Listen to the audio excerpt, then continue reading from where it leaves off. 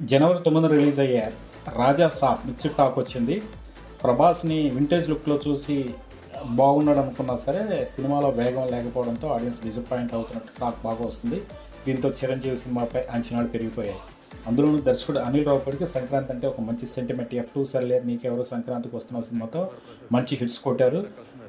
మనశంకర్ వరప్రసాద్లో భీమ్ సిసిరోలియా సంగీతం బాగా ఇప్పటికే హిట్ అయ్యాయి. చిరు వేసిన హుక్ స్టెప్ బాగా సోషల్ మీడియాని షేక్ చేస్తుంది.